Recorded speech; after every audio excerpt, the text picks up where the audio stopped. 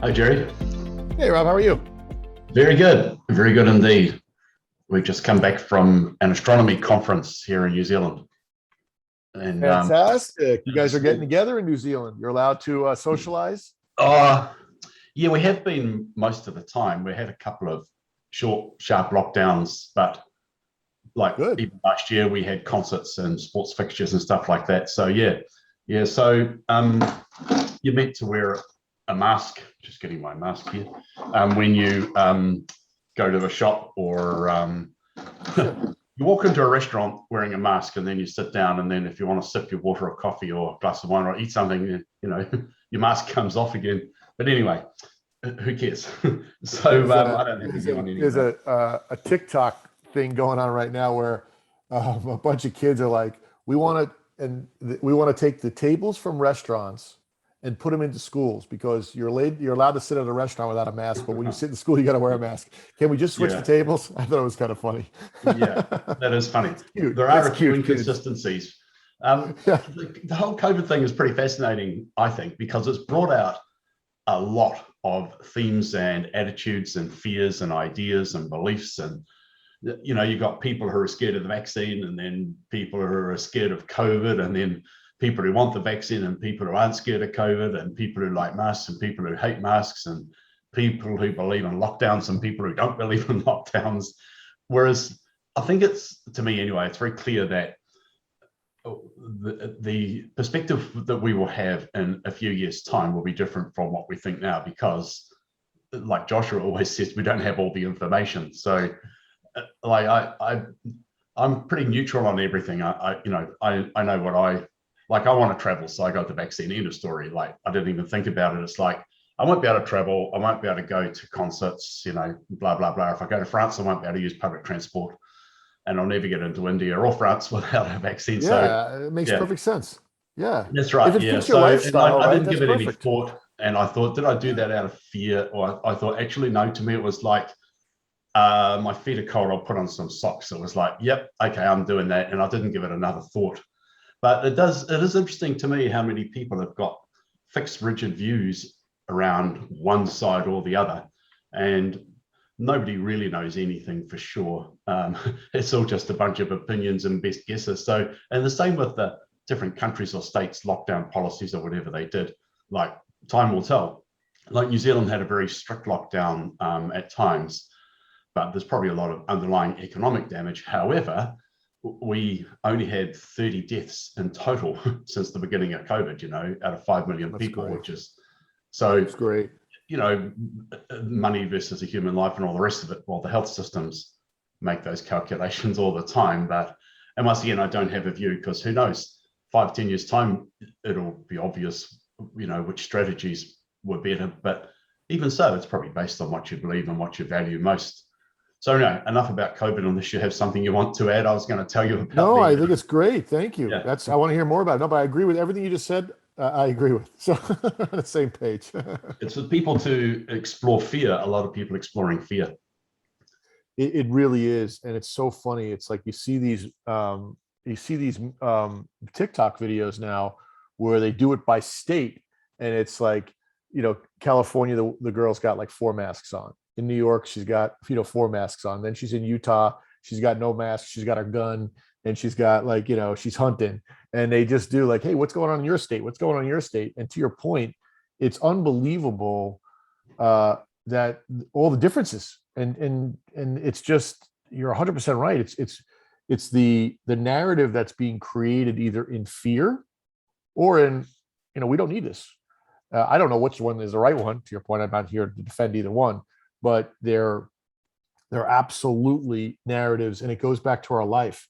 And if you start, and it really is, it is such a great analogy of what's going on in our lives right now. I use this COVID thing as an example all the time where, I'm not vaccinated. I've had it, but my wife is, and I can care, like, do what you do. Everybody should do what they want. I'm pro everything. But if I had to travel, if I couldn't go see my kids, I would get it. I'm not anti-vax. I'm like, sure. If they made me do so, I'm like, yeah, whatever's required, right? I would have no problem doing it. But I don't have fear either way. I don't think that there's anything poisonous in it. I don't think I'm going to get sick from it. I was just like, I don't, right now, I didn't need it. and I think my wife is healthy. She had it. There's no issues there. You've had it, right? But it's unbelievable how this is such a macro. It's just a macro example of what's going in our lives when I don't want to do that because of this. I don't want to do that because of that. Even if you look at what Joshua says, oh, I can't travel outside of Canada. I can't come here. It's like, yes, you can. Like the narrative, people start to believe the narrative, and it's like believing the narrative in your head, right? It's no different. You start to hear things, and people who are not in authority are saying stuff, and you're like, oh, that must be the law, or that must be the rule, whatever it may be. Yeah, I did hear all those comments. It does seem strange that people don't even seem to know about movement between the States and Canada. You listened to that episode, I believe, with Gary and Jackie, which is on both the Evolution Pod Club and Joshua Live podcast, and they talked about COVID, which I thought was a really good discussion. And Gary talked about the idea of a bell curve, right? And he talked about it, for example, guns, owning guns, gun control, that sort of thing. And he talked about it with COVID, that with guns, for example, over on one side of the bell curve, you've got all the people who are anti-gun and are worried that everyone's going to get shot, and they're fearful around guns. On the other extreme of the bell curve, you've got people who are, oh my God, they're going to take away my guns, I'm going to buy more. And then in the middle, there's someone like Gary who's like, I actually don't have a view on guns and gun control. And I can see that the people at either extreme have a very strong fear-based opinion. But I think he's right that on matters like COVID and gun control and politics, for that matter, it's a good position if one can be in the middle of the bell curve and acknowledge that people have other views and not want everyone to agree with you. I'm in a complete agreement with what you just said. I kind of love it. I'm not, and when it comes to guns either, I'm the same way. I'm like, oh, okay, have them, don't have them. Like, do it. Everybody should do what they want. I don't. In our state here in Arizona, you're allowed to carry and walk into a Walmart, and I'm like, okay. Like I don't. In New York, when I was in Manhattan, you weren't allowed to have a gun no matter what. In Manhattan, in the city of Manhattan, New York City, if they're open carry, not carry, if you're caught with a handgun, it's mandatory jail time. If you just caught with one, right? You don't fire it, you don't do anything. So I've lived in both environments and felt safe and never had an issue. Never even had a thought about it. Yeah. That's interesting, isn't it? It's really interesting. So moving on from COVID, so we were at an astronomy conference with scientists and whatnot over the weekend for 3 days. And it was really, really interesting. It was it's a course put together by a retired professor of astronomy, a very eminent astronomer here in New Zealand, and although he worked overseas, including in the States at times. And there were some other leading astronomers there as well. And it's actually aimed at the whole astrotourism or dark sky tourism sector. And so his primary aim is to train people working in that sector so they know more about what their product, if you like, because astronomy is a complex and vast and infinite sort of a subject, really.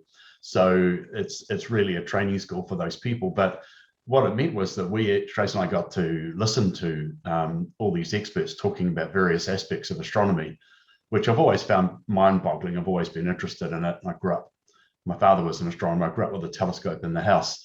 That's awesome. I said, that's awesome. Yeah, it is.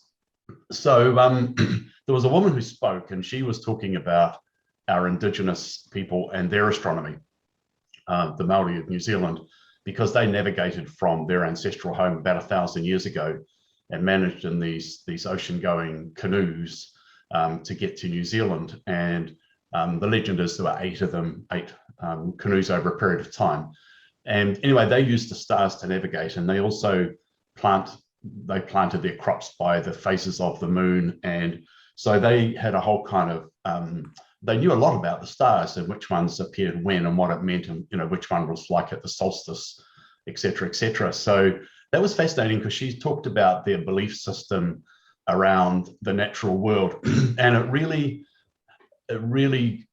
came quite close to a lot of the stuff that we talk about from the Joshua teachings, which was very interesting to me, that it's not about hard-bid reality and what all the scientists there would consider to be scientific facts, but it's a whole different narrative, if you like, around the natural world and explaining what matters and what things are. Because Joshua talks about oneness, and oneness with everything, right? Including the physical environment and trees and water and everything else. And the Māori people defined their identity when she arrived. She spoke in Māori, and what she basically said is, I am this person, my river is such and such, which defines the tribal boundary, my mountain is such and such, my people are such and such. And, so there's a kind of a standard formula. And so we think, of a river as a resource, for water or for irrigation or something, for drinking, whereas they think of it as a living thing with a great importance. So to them, it's a travesty if we put even treated sewage back into the sea, for example. You can see what I'm saying is that their whole view of the value of a natural resource, some land or a mountain is not to be quarried, for stone. It's actually got a deep spiritual significance and part of their identity. So that was really interesting, and also interesting to see a whole bunch of scientists hearing this alternative description of the physical world. But in addition to that, we did some amazing stargazing and saw Jupiter and the moons of Jupiter and all that cool stuff. So that was awesome. So help me understand.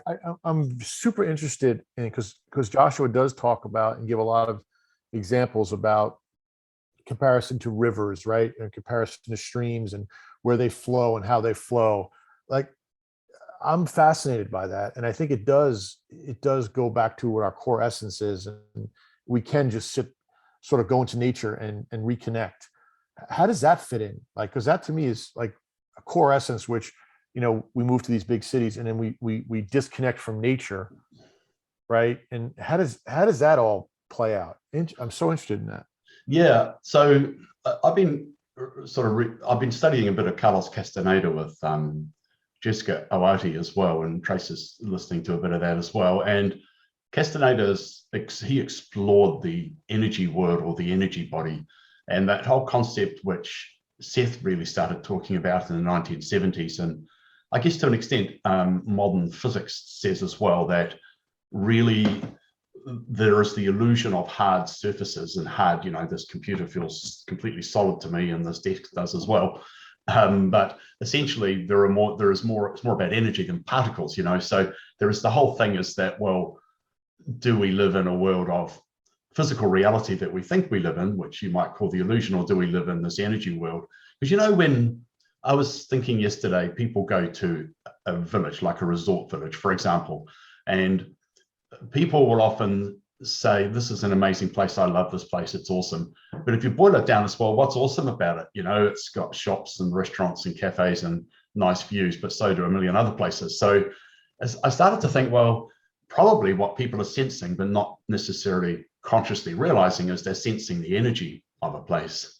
And the only description they can give is, I really like this place, the views are beautiful, the restaurants are great, it's so nice to walk down the main street and get a coffee, blah, blah. But none of that really actually makes any sense when you think about it, because you can do that stuff anywhere.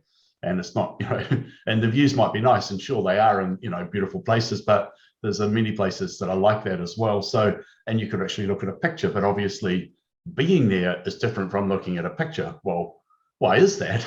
And I guess, so to me, I started thinking, well, what if I started to look at stuff and try to understand its energy value, like what's the energy of a place? And somebody mentioned that book by that Japanese guy about water. Did you? The water, yeah. Discussion?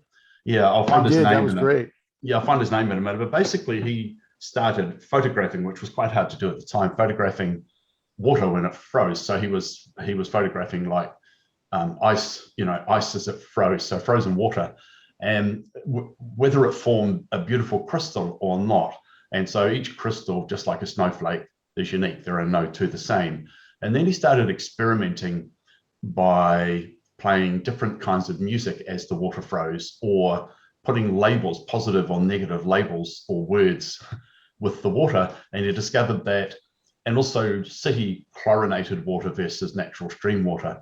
And he discovered that the vibe that you give the water, or the less, the no chemical treatment, that made beautiful crystals. But adulterated water, if you want, or chlorinated water, and water where you put negative words, labels on it or something, or play, angry music, that either it didn't form a crystal at all or formed a misshapen crystal. So he was basically saying that because we're 70% water, we should probably think very carefully about what sort of water we consume, because it's part of the life force, you might say. So that was very interesting as well, which kind of ties back to that indigenous view that water is not just a resource for irrigation or, to be dammed and drunk or made into electricity or something. It's actually something more important and valuable. Well, and I think that, and so I think the study goes even further, right? Where he actually put a certain amount of water in rooms where he had people have very angry thoughts and feelings and words, and then he put water in a room where he had people being very angry, very loving and very caring, and then he froze that water. Then he sliced it up. He looked under a microscope, and the water in the room where there was love looked like these beautiful snow crystals, and in the water in the room where there was hate, it looked like just a dysfunctional blob. Right. Okay, so I've got the book, and obviously haven't read enough of it yet. The book is called The Hidden Messages in Water, and the author is Masaru Emoto, Masaru Emoto, Emoto. So I'm looking forward to getting into that. Absolutely. It's an unbelievable concept, right? That we can, that see, there's just, I believe that there's is something there that we just, maybe the Native American Indians in America, that they lived on, that they believed, that we've just forgotten. Yeah, so that's another thing is that it didn't have to be this way, but scientific knowledge has somewhat replaced a lot of these belief systems, and people tend to think it's wacko or woo-woo or something like that. It's I'm just looking to find another thread here that I want to talk to you about here. Yeah, so I was looking for the Reddit LOA thread because that's very interesting. Anyway, yeah, so it's a different take on reality. And I thought, well, what if I was to start to actually just think about the energy of everything, every interaction and every person and all the rest of it. And in the Castaneda work, there's this concept that Jessica talks about called recapitulation. And the process involves going back to many events that happened in your life. Like I was thinking of a deal I made that was a very tricky and stressful deal a number of years ago. And the idea is that you've left some energy there. And there's a technique to recapitulate, as they call it, whereby you bring that energy back to yourself.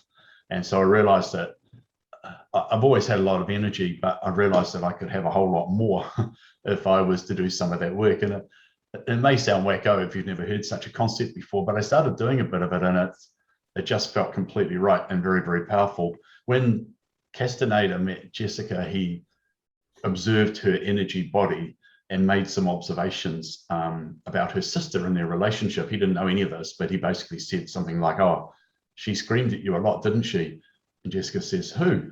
Your sister?" "Well, yes, she did." He said, "Yeah, I can see that screams like the energy on your body still," which was pretty fascinating. Wow. Yeah, that's pretty wild, isn't it? That is, and I, to me, that's the next level, right? So I have a friend who used to tell me. One of us is frozen there briefly. I'm not sure who that saw is. auras around them, Right. and then got, so.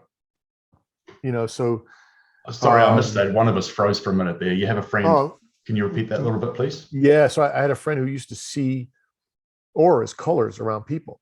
Yeah. And she's telling me that when she was younger, and when she was leaning into what she was doing and wanting to have fun, and she ended up getting a job and she had responsibility, and slowly but surely she stopped seeing those auras around people, and now she's trying to get back into it. And but she used to say to me, I could walk into a room and I could see who was in stress and who wasn't. And that to me is beyond fascinating. We all do it because we walk into a room, even on a Zoom call. I was just on a Zoom call with like 8 or 9 people, and you could see that the guy in the back, I'm like, okay, that's just bad energy. Like, I'm not even gonna ask him a question.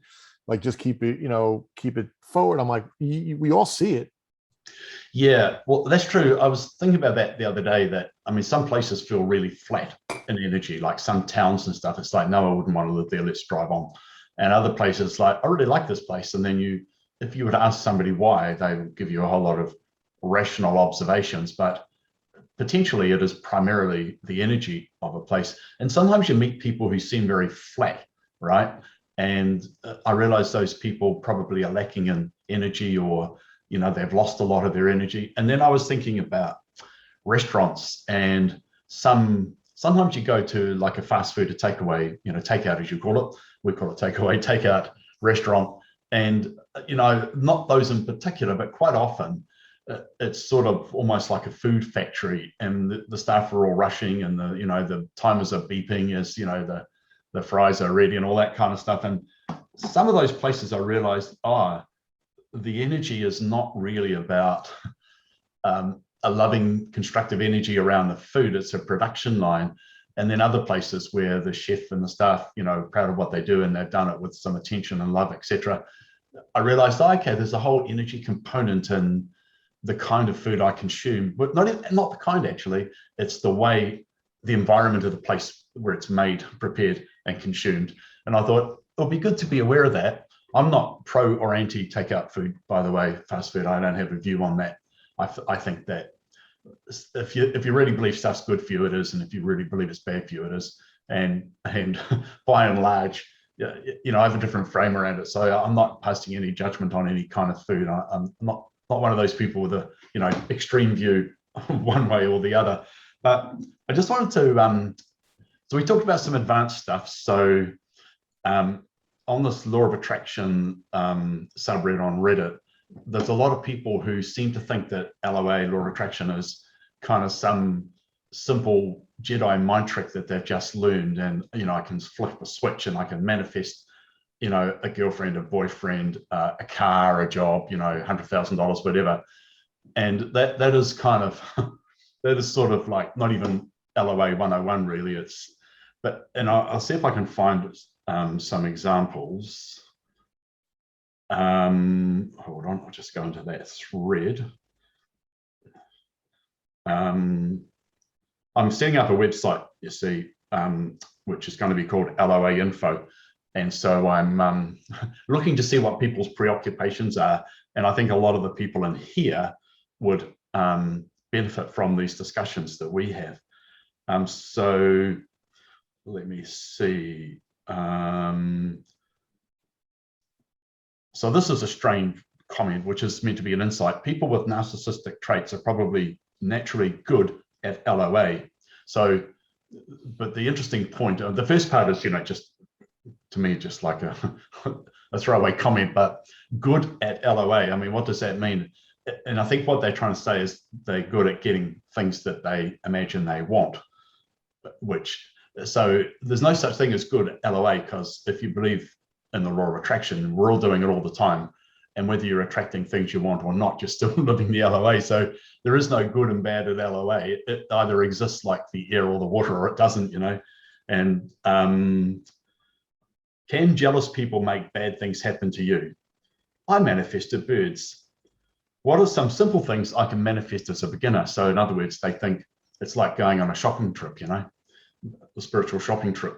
Yeah, that's very funny. Yeah. And then people are always asking about repeated numbers like 333, meaning, and some people say it's a load of rubbish. But I frequently look at, my watch or my little thing on my desk here that's got temperature and date and time, and the numbers line up and way beyond any statistical likelihood. And you and I know that that's just a kind of a sign that you're in alignment, which means you're seeing things the same way as your inner self. So people are always asking about that. The man who got me into LOA, so I guess that means to understand it, has anyone manifested physical body / appearance changes? Like, I don't like my nose, or I want bigger feet or something, I don't know.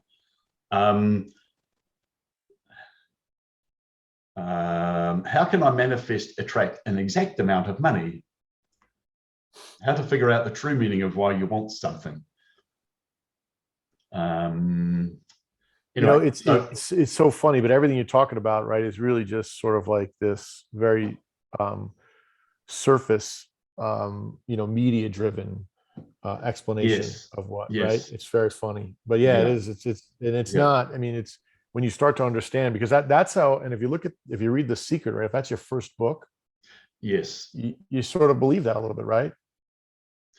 Yeah. Yeah. That's true. That is a good entree. Can you unmanifest something bad? Manifesting something negative by accident. How to manifest a healthy body. How can I manifest friends? I can attract little things, but I can't attract the big. Why? Anyway, so you get the general idea of where, and Gary said the same thing as me, that when he first saw the law of attraction, I was like, oh, I could get those millions back again. I get all my money back again, that I had previously, all that vast wealth and that lifestyle. And then he realized, oh, actually, well, I could, but I was never happy then. And so then it comes down to, what do you truly want? And how do you manifest what you truly want? And then all of those other things will just arrive as they're required without really any thought, and effortlessly, which does seem to be true from my own experience. Yeah, Yeah, so my it's wife. interesting because some people are really stuck at that level where they think, I want this person in my life, I want this amount of money in my life, I want this kind of a job, and that's it, right? And I've now got this Jedi mind trick that other people don't know about, and they don't realize that everybody's actually living the law of attraction, because we are attracting stuff all the time. It just may not be the stuff you think you want, or you might be exploring stuff such as lack or unworthiness or fear or feeling unloved or whatever it might be. But it all starts with that. That's the key, right? It starts with being able to outline or define for yourself what's going to make you happy, and what's going to make you happy and complete, not acting from a position of lack, right? So the secret for me, that book, is, elementary school. It's just, hey, start being happy. Like, stop arguing, stop focusing on all the negatives, right?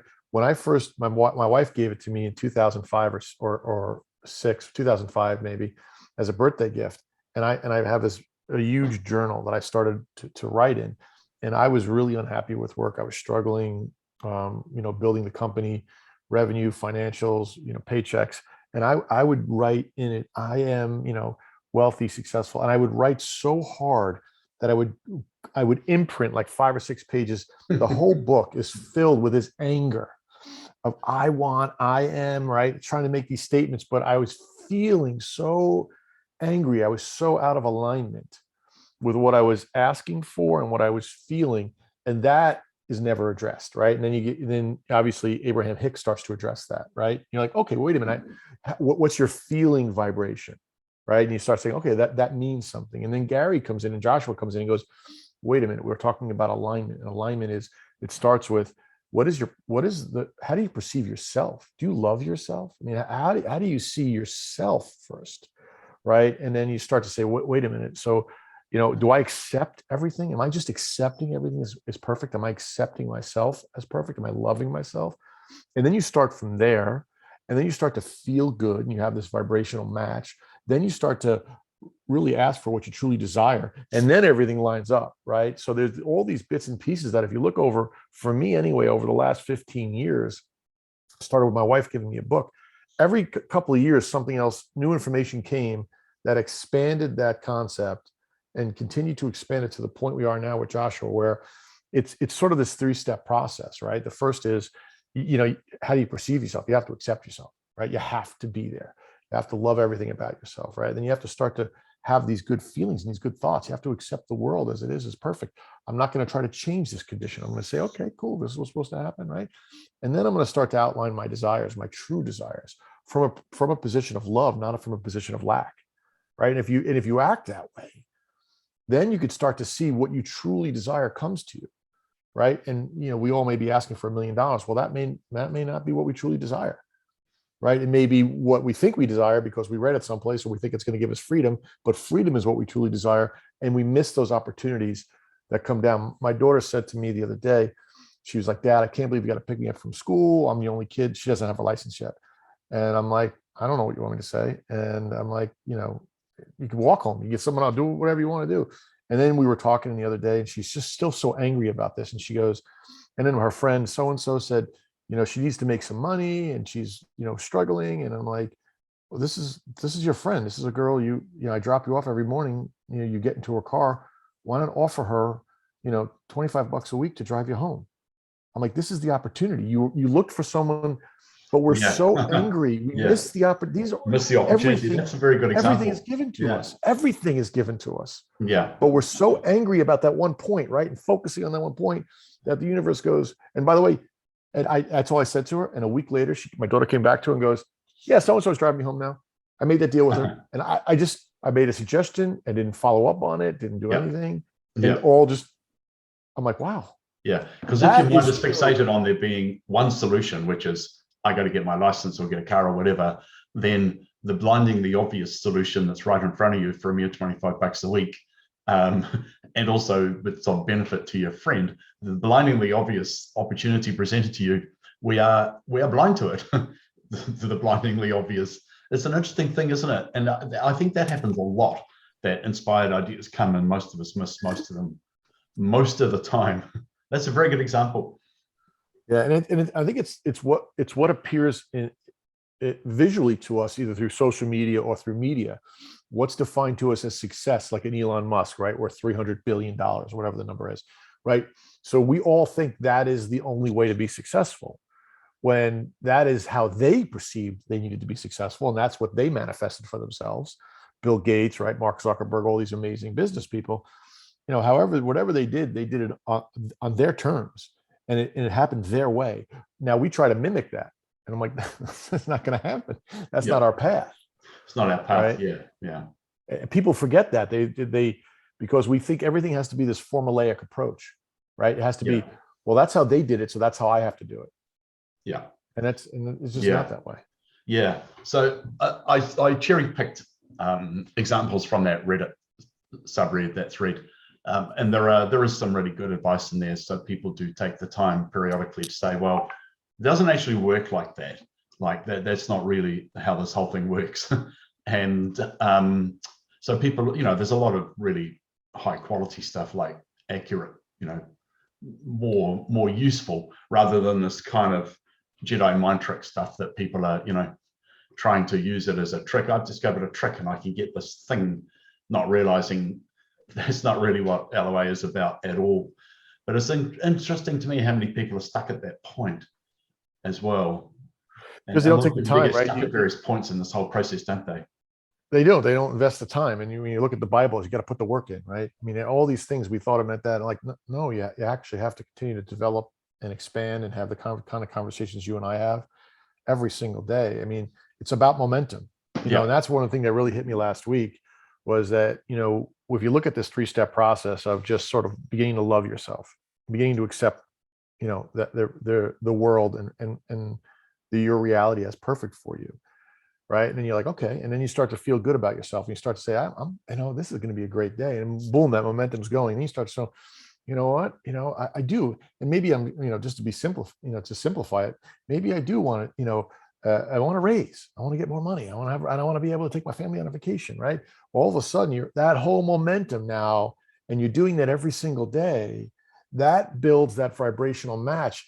And if you look at the core key, it's like everything already exists. If you believe everything already exists, and all you're doing all day long is that vibration is going back and forth like this. And as soon as you're able to be consistent with that vibration and build the momentum, it stops, it unlocks, and whatever that is you want opens up. Yeah.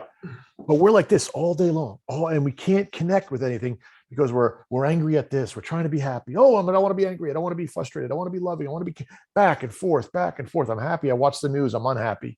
Unhappy. And I watch the news and I become happy, whatever it may be. Right. It's just like, we're just bouncing all over the place. So you got to put the work in to say, to be that consistent. And it's meditating. It's taking that moment to quiet, and I love the way Jessica says it. It's just to quiet and connect with my inner self. Just quiet and connect with and whatever pops into your mind, right, is okay. Right. And it's okay. Yeah. It's going to be strange. Ram Dass, right, who's got one of the greatest lines ever. He's like, I was meditating and my friend who's like 88 years old is on her deathbed and we're talking. She comes over and she gives me a kiss and I'm like, oh my God, she's 88. She's kissing me. I'm like, what is this going on? And I'm like, but it's so funny, right? Yeah, we all have these crazy thoughts and these crazy things once in a while, right? But you let it go. You let it play. It's okay. We all think it has to be done one way. There's only one way. Yeah. There's a meditation thread on Reddit as well. And that's interesting because there are all these people there who have very fixed views about what it is and the practice and this arcane knowledge and all these kind of strict things that, oh, well, you'll eventually get there if you do this for 20, 50 or 100 years like I have, whatever. And it's like, well, I've meditated quite a lot over many years. And I actually like Joshua's concept of meditation, which is simply to quiet the mind and the random thoughts sufficiently till you get to the point where you can hear your own inner self, your inner voice, receive inspiration. And that's really all you do. They say that is the entire point of it. End of story.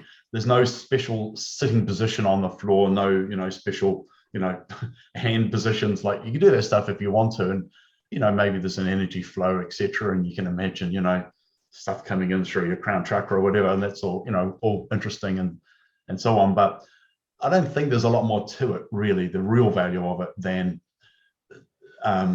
acknowledging and noticing all the random thoughts and irritations and everything and letting all that go and just being sufficiently quiet or still to receive inspiration or the words from your inner self. In fact, one of the things that interests me about the whole thing with the Joshua teachings is that it's kind of almost anti-guru or anti-sect, if you like, in that they say, you don't really need us. You only are here so that you can learn how to listen to your own inner self, your own inner voice.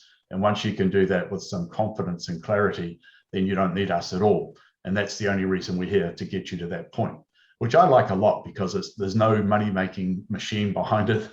There's no great system. It's not not like a lot of spiritual movements that demand loyalty or money or whatever it might be. I mean, it's sort of the opposite, really. It's an interesting thing because it's not a common model. It's exactly what attracted me to Gary. I mean, I was, and we had talked about this, but I have gone through so many of those programs, and it's like $5,000 here, $10,000 here. It's everybody. And he was just like, let's do this thing. Pay me if you can. Pay me on whatever schedule you want. Here's what the price is, and we'll start the boot camp. And I paid him over the course of the 8-week boot camp, and it was great. And then we start this other one where it's $97, right? A month. And I'm like, this is all very reasonable. There's no, if you don't want, you step out, and the tools are given to you up front. So it's not like anything's I don't like the sales pitch, and I've never been a fan of, I'm going to give you the 2 steps here, and then when you join my course, I'll give you the final 2 steps. Like, he just gives it on his podcast. He gives away free. Yeah. Like, it's there. Like, I've been thinking about that a lot, because I've studied a lot of being an online marketer and person who makes courses for ourselves and for others. I studied a lot of how people do that stuff, and it's interesting working with Gary when we help him with his online course creation and so on, because he is like that, right? There's a money back guarantee. If you get all the stuff and then you say, I've got the stuff but I want my money back, he's like, yeah, okay. I know that he would do that. And so there's an unconditional money back guarantee on it.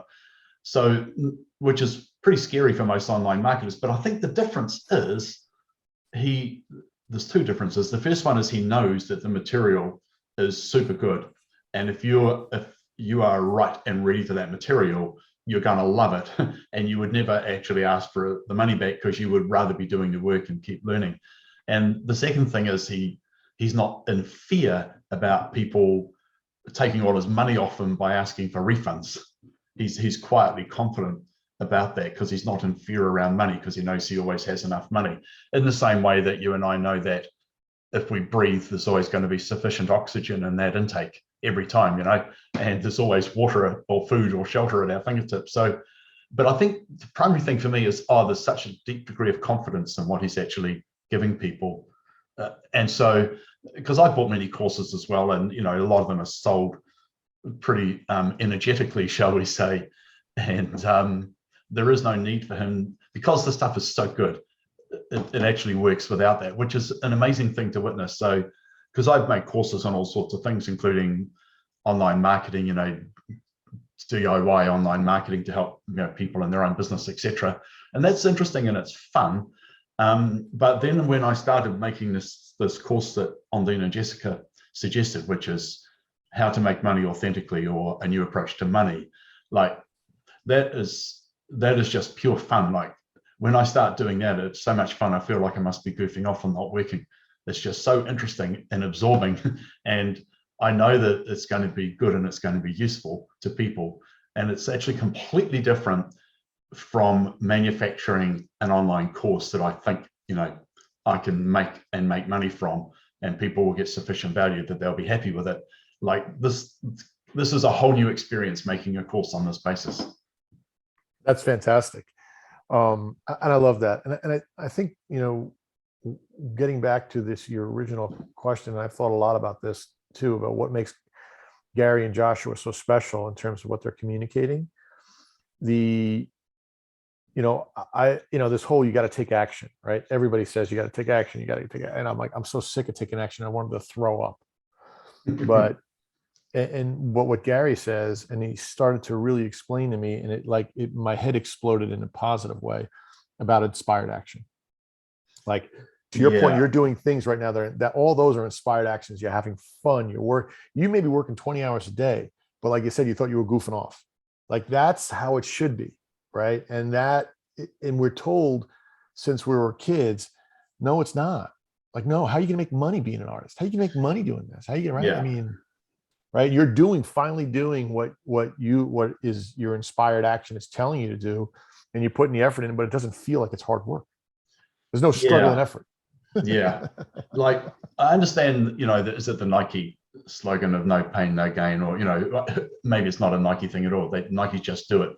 But it's a thing that people in the whole fitness or gym scene, no pain, no gain. And I understand what they're saying. That's like, you got to do those reps, with those weights until it really hurts, and then you'll build the muscle. And I think a lot of people take that approach to everything in life, right? Like, if you want to build a muscle in the gym, that's a way to do it. But if if that's what excites you and gives you meaning, I've got a much more relaxed attitude towards fitness and all of that now. And I want to enjoy it. I want to enjoy what I do physically. But a lot of people take that approach in business or whatever else they're doing, study or money making, that I have to do all the stuff I don't want to do because that's the only way I can get the money, which is, when you think about it, a hell of a way to live your life. And I, once again, on Reddit, which is the source of all knowledge, there was of some knowledge, there's a thread on finance that I follow since I used to be in finance. And there was somebody asked a question about, I've got this job, maybe somebody who's fairly new in the workforce, and I don't actually really like it. Like, am I going to end up liking it? Should I be doing something different? And then there was all these people that poured out their opinions of their life and their work. And so many of them were, I don't like this job, but I do it for the money. I don't like this job, I do it for the security. I do it for my family. I do it because of what I studied at university or college or whatever. And some people say, no, I hate it, but it pays really well. Or I studied it at university and it looked really interesting, but doing it, I just look at screens all day and it's boring as hell. And so that's very interesting. Some people really like it. There are some people who are really into it, who love all the maths and all that kind of stuff, that part of it, or the deal making, whatever really interests them. But there were so many people who are doing it and don't like it at all, which was very interesting to me. And that brings us almost to that last part, right? Of, we're all given this guidance system, right, at birth, of, if it doesn't feel good, don't do it. But we're told by society, I don't care if it feels good, doesn't. If it pays enough, you're doing it. People are miserable, but they think because it pays a bill and that they have to do it. I worked for a company for 11 years. And the last few years, I was so miserable. I would literally dry heave in the bathroom going to work. That's I was so unhappy. That is so extraordinary. Yeah. And why are you doing it? I was making so much money. I didn't know what to do with it. And by the way, after I left that, started my own company, I lost it all. So I gained it. And that's what people are understanding, when in the emotion the emotion and the feeling and the alignment in which you gain something or you manifest something is in the way that manifestation plays out, right? So when you manifest something, and yeah, I could put in 12 hours of work, I was smarter, I was better, I was stronger, and yes, I could manifest money. but I did it with such anger and angst that eventually that money just disappeared in the same way, in anger and angst, right? I mean, that's a huge thing people don't get. And if they keep it, they're so unhappy that they manifest disease in their body. They manifest, and they don't get it. Yeah. I mean, that's a big, big deal, understanding that. And that's why it goes back to these, like, you got to accept and love yourself, because if you think you're manifesting something and you hate yourself, whatever you're manifesting isn't going to help you on any level whatsoever. And I've gone that route. And you and I both have made money in ways where it turned on us and made our lives even more miserable. And I ended up losing everything. I ended up with 7 figures in the bank, having a blast, to high 6 figures in debt in 1 decade, literally upside down. And when I finally started to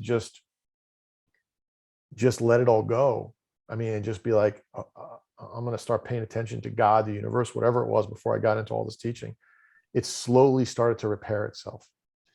Yeah. I understand that experience completely. And it's slow because to some extent you're turning a super tanker around, right? It's an entire lifetime of beliefs and attitudes and fears. And then you realize bit by bit that you actually can consciously chart your course. One of the people in that Reddit thread said, no, I don't like the work, but I do like some of my colleagues. And I like it when we go to the pub on a Friday night and we can talk about sports and Netflix and what's on TV. And also, where are the good pubs and restaurants? And so I thought, well, that's kind of interesting, because you recognize you don't like the work, but you do like the people, which is nice. But their ultimate meaning was talking about sports or restaurants, or what's on TV. And I thought, okay, that's not really living in accordance with your inner self. That's sort of, to me, that's like stuck in to me, that would be incredibly boring. Like, it would just drive me nuts. The whole thing would drive me nuts. But it intrigued me that the maximum depth that person could go to was discussing restaurants and pubs and what's on TV screen. Well, and let's just use the Rob Turner reframing, and maybe he creates a service where it's a TikTok where he does a 20-minute video and it's a service to the restaurant owner. Hey, you're going to love this restaurant. Or he introduces him, right? To your point, if that's what you love doing, find a way to do it. Right. And to your point, there's a way to be of service to somebody. You make. That's a very good point you make. Yeah. Because that person could do that in their spare time, right? That could be their side hustle. They could actually start doing some interesting or innovative review thing, for example. Absolutely. Yeah. And once again, in the service of others. Like, I'm going to introduce the chef and he does a great job. And like, once again, you're helping that restaurant, right? You're helping there's a great bartender and he or she is a mixologist and you're going to love this one cocktail. Like, that's a great service to get the message out for, right? Yeah. And well, that's true. And, that person could also curate, have a podcast or a YouTube or whatever, and curate what shows they're watching, on Netflix or TV. They could talk about when I'm watching this show and I really like it because, or I started watching this thing and I didn't like it at all because. And so for people, let's say that person was 22 or 23 or whatever, for somebody in that age bracket, give or take 5 years or whatever, that would be really interesting and useful, especially if you put a bit of personality into it and a bit of fun into it, because you got somebody who's saying, and then some people often start to follow someone like that because they say, oh, I really like that guy's recommendations. Like, when he says a bar is good or not, I tend to find that's the case. And the restaurants, I didn't even know about that one and it's really good, or I never would have gone there, but he said it's good, so I'm going to try it. Yeah, it's funny. I'm going to meet a guy when I get off this up in at Scottsdale. He just moved here from Virginia and he started a TikTok and he goes, my wife and I are just trying restaurants. We do a 5-minute quick, we post it and we say, it's give them out of 5 stars. And we're just trying every restaurant around because we're new. And I'm like, that's awesome. Like, go ahead. They're having fun. Yeah. They're just having fun. It's 5 minutes of their time. They go on date night and they post it. They got 9 kids. I'm like, God bless you. God God did bless them. Yeah. So Yeah. it's, for me, the more we talk about it, and I've been struggling, and the word struggle is wrong. I like to have an idea and I like to be able to execute it. So I've been working on this outline, and you've helped me. Thank you so much for my daughter and her college. And I use these conversations to help work out these steps. I like what I do like, and I do think is you have to understand the customer, right? And our customer right now, the more people we can reach, it has to be simple, right? And if you look Yeah. at why things are accepted, right? And I'm always like this 1, 2, anywhere from 3 to 7 steps, no more than 7 steps. Nothing, it just doesn't work, right? So the more we talk, right, and you understand, and you really think about, in The Secret was written about, was the whole book, the binds, she was in, I think she wrote it off Abraham Hicks. It was all originally written off of going to watch a bunch of Abraham Hicks lives. Right. Right. So she took away the thought, thinking positively, right? And then Abraham Hicks expanded upon that, right? And it's this vibration, it's this, this feeling, right? And then, I think Gary and Joshua have taken it to that next level, right? But the steps have been there, right? And it's funny, if you look back in 2005, what the internet has done was connected these dots for all of us, because without the internet, I wouldn't have been able to put these 3 steps together, because they happened a half a decade apart.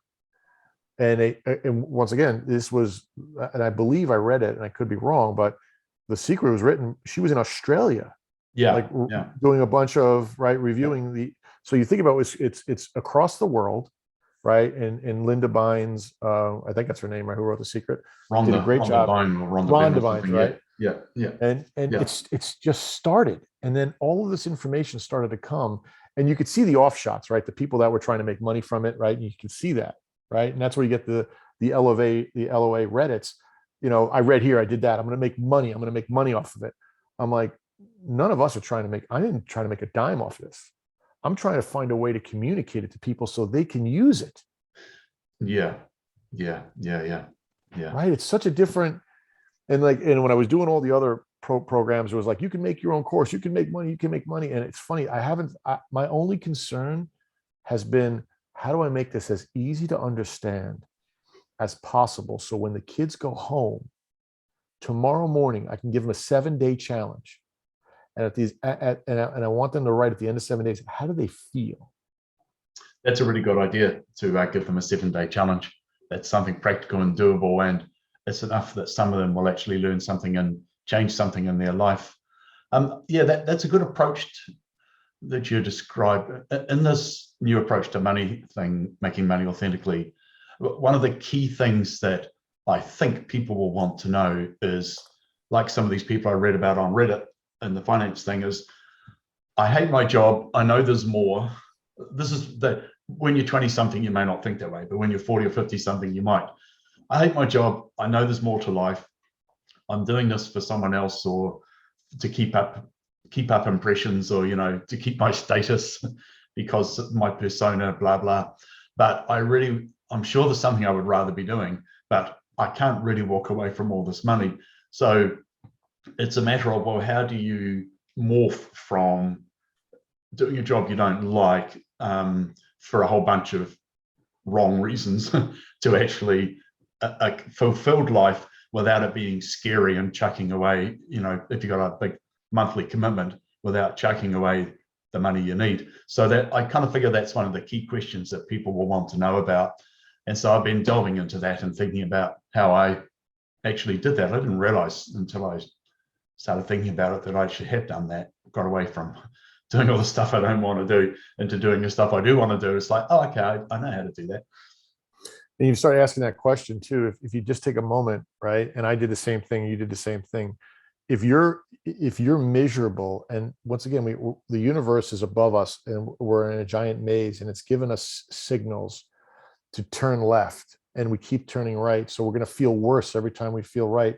So when guys are divorced 12 times. When guys have had accidents, when they're being in legal battles, they don't realize that that's just the universe. It's, you're feeling terrible. You're not liking this. Yeah. Do something different. Turn left, and things will get better. Yeah, I had a spate of legal battles, and I haven't had a legal battle in a hell of a long time now. A very long I haven't time. had one since I started this. I haven't had a legal battle. Yeah. Since I started this, I have actually gone into business and in partnerships without even an agreement. Nothing signed. Like, yeah, whatever. Cool. Yeah. Like, I have agreements now that are up that people are still paying me. And I'm like, I can't really do this. And I'm like, no, you're going to do this now. And I'm like, our agreement's up. Like, oh no, I'm obviously I'm still providing a service. I'm not doing anything. I am working for it. But in the past, I would have spent 6 months on an agreement. Yeah. Yeah. Yeah. I've been like that too. And then you sort of, where did I put all my energy? Like, what is the message or the thought or the intent behind that? Putting so much energy into an agreement. So how do you feel about this? So I've been in crypto, like Gary's in crypto. I like crypto. I've got involved in Bitcoin, not like Gary did, but in a little bit, and happy with it and so forth. But I have had this like overwhelming presence of this one altcoin. It's not really a DeFi coin, XRP. I've mentioned it before. And like when I meditate, it's like go tell. And I've been very conservative. I don't like to give people financial advice on any level. And I know that's why I'm asking you this. You're in this business. You've been in this business where it's a crypto, it's $1 right now. I tell people, and the reason why it's so special is that the SEC is suing Ripple and XRP. And at the end of the suit, they're going to get clarity on this crypto coin. Is it a currency? Is it what it is and how you're going to get complete clarity. No matter what it is, there will be clarity on it, right? Which is a good thing, a really good thing. And I honestly have been like, I'm woken up at like 4 a.m, buy it. Like, just what? Okay. And it's like, it's $1. So you can go in and, do whatever you want, do a couple of things. So I'm like, is that like an urge or is that, and I've told a few people and I've told my friends, hey guys, it's $1, put $500 into it. You can't hurt it. What's the upside? I don't know, anywhere from, 10 to $100 in the next, 24 months. But the technology behind it is significant. It's a cross-border currency transfer technology using blockchain, faster, cheaper, better than Swift. So for me, I'm like, am I supposed to just be telling people this? Like, just go tell people. It's like, you can't really get hurt $1. Put $500 into it. If it goes to 10, you make it 5,000. If it goes to 20, you make 10,000 for doing nothing. Right. Yeah. But for me, it's weird. It's like the first time I've had something that when I meditate keeps coming to me. Who have you told about XRP today? And I'm like, okay, that's interesting. Yeah. Well, that is interesting. I mean, the primary thing is really the message for you to do what's right for you. And even if you do tell a whole lot of people, what I've noticed with crypto, for example, and many other things, is that most people don't do anything at all about it. Yeah. I just bought a small amount of Bitcoin and Ethereum. That's all I ever did so far. And it went up furiously and then it went down furiously. But it's actually, I don't know about now, it's not a lot of money, but it's like 30% up or something. Yeah, no, it's up. In the last few weeks, it's taken off again. Yep. And that's what it is, by the way. November, I've been doing this now for 4 years. In November and December, if you just look at the history, it'll tell you November, December for crypto are just crazy. It goes up, and in January it slowly goes back down. It goes down. It's cyclical. Right. Did you hear Gary talking about it? Maybe on that podcast with Jackie. Yeah, no. I said Gary's talking about it a bunch of times, and I didn't get involved at Bitcoin at $350 like he did. I got involved when it was at $3,000. Yeah, right. And I didn't go crazy at it, but yeah, got it to where it's hey, I'm involved, and it's not going to change my life, but it's cool to have. Maybe in 20 years it does, but this XRP was something that I said, okay, it's at $1. I actually started buying it was at $0.25. But anyway, it's one of those things where I was like, and then I said to myself, am I just trying to tell people so that when it does go up, I get the credit? And I'm like, no, I really don't care. I want to see people Yep. happy. I want to see people being able to experience these things on their own and be like, oh my God, this is so much fun. I can go on a vacation I didn't think I was able to go on to. I could buy a car I didn't think I was going to be able to. I could put my kid in college, right? Stuff like that didn't think they could have, and it all, it just So I guess happens. there are two different threads there. One is the inspiration for you to buy it, and another one is the inspirational urge to tell people about it for whatever reason. And only you really will know the answer to the second one. However, that does sound like a good question to ask Joshua next week. Yeah, that is. What's my motivation? Is it coming from, is it transactional that I'm looking for something in return from those people, such as approval, or is it actually a genuine inspiration done with love and the best intent? Anyway, that's probably the right moment to finish for today. Beautiful. Thanks a lot, Rob.